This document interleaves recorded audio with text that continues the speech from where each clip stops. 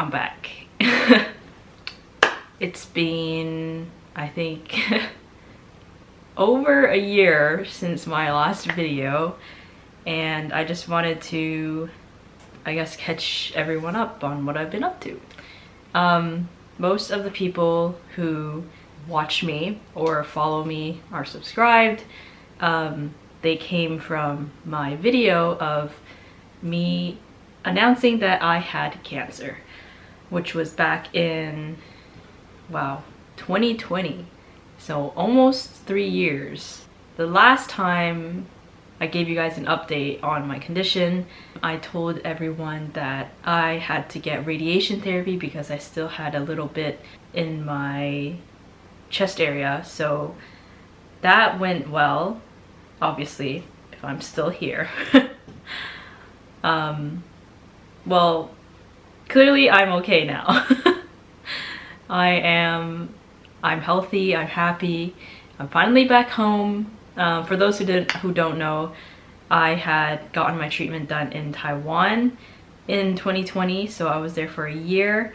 And then I came back to Canada, Toronto, Canada, where I was born and raised, in 2021. And since then, I've kind of stopped, or I've tried my best to kind of forget. You know, obviously what I went through was very traumatic for anyone. I don't think me being younger has anything to do with it. Like, I think it doesn't matter how old you are, this is traumatic to anyone.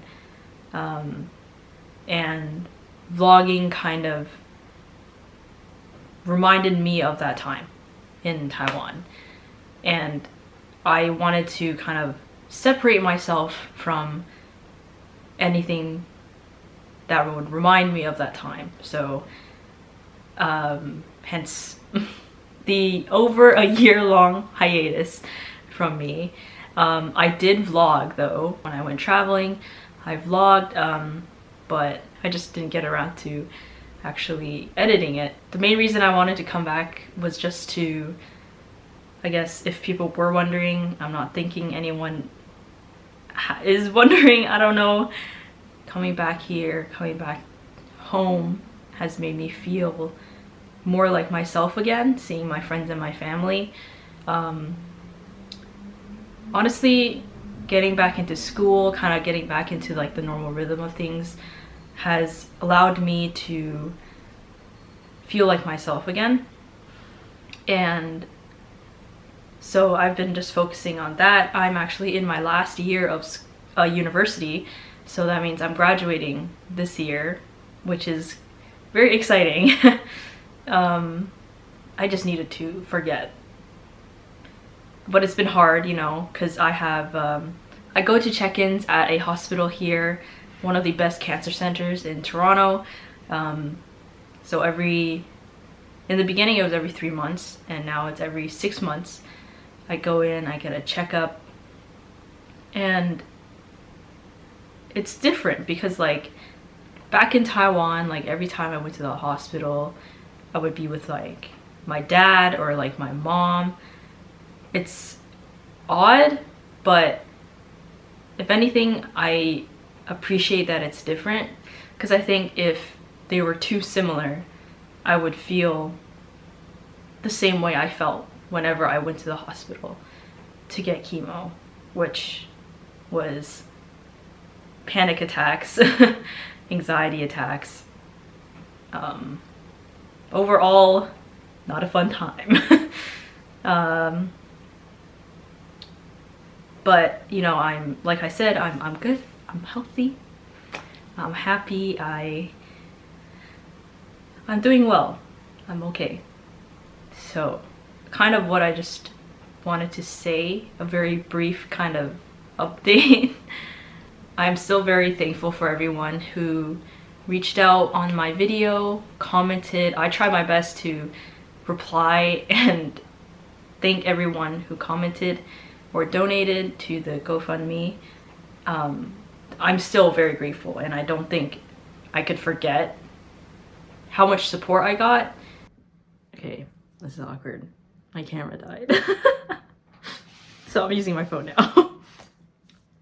There are still some things that kind of like will obviously like make me think about what happened, which is obviously my scar, which is right here above my right breast. It's still, I mean, the scar is still there, obviously.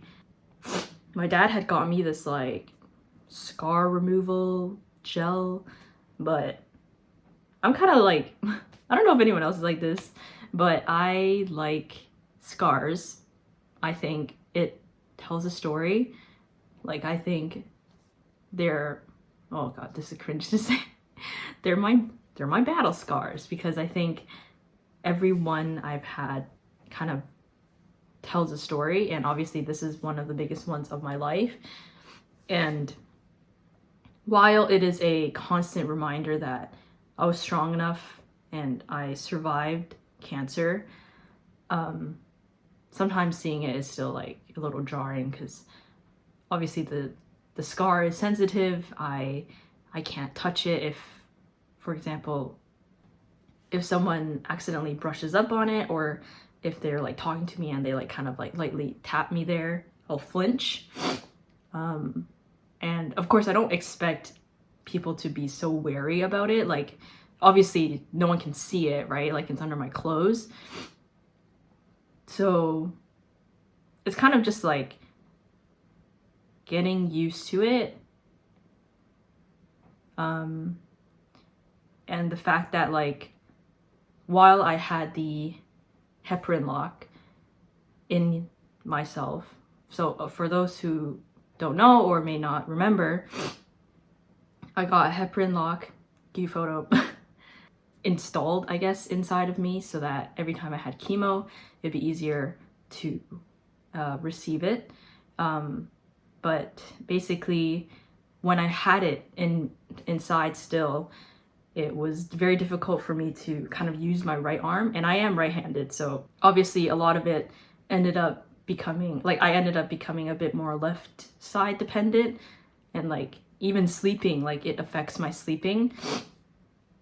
To this day, it's hard for me to sleep on my right shoulder, and I'm like a side sleeper. So like subconsciously I don't sleep on my right shoulder, and even till now, like my right shoulder is always like a bit more tense than my left shoulder. That sort of like phantom feeling of the lock still being there is very real, and I don't think it'll go away for a while. Like, if it even goes away, like I don't know if this is something that goes away. Like, it's just, I mean, it was literally inside my body for like a year. And I had to make adjustments about how I did things. For example, like I said, how I slept. The feeling won't go away. That's all I'll say. Okay, my phone ran out of storage. Maybe this is a sign for me to wrap it up, because I've been talking for like 15 minutes. Okay, anyways, my main takeaway is be grateful for what you have. Being happy and healthy is probably the most important thing that you could want in life. And take it from me, 22, almost 23-year-old cancer survivor, that everyone deserves this, right? Everyone deserves happiness and healthiness. So once you have it, don't forget it. Yeah. Okay, I should wrap this up. Thanks for everyone who has followed me on my journey. This is probably going to be the last video of me addressing my journey, because like I mentioned, I am okay now. But I mean, feel free if you have questions, like I'll always answer them.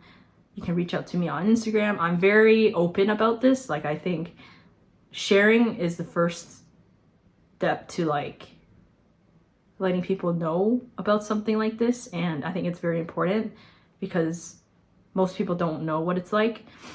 So of course, if you are going through this, or if you know someone who is going through this, I'm always open to talk and share my experience, and I think it'll help.